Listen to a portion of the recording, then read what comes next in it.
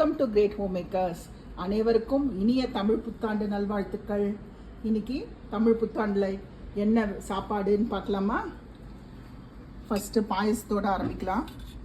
முக்கணி பாயசம், மா பலா வாழை 3 பழங்களும் போட்டு நல்ல டேஸ்டியான பாயசம். அதோட மாங்காய் பச்சடி, வெள்ளரிக்காய் தயிர் பச்சடி, பருப்பு,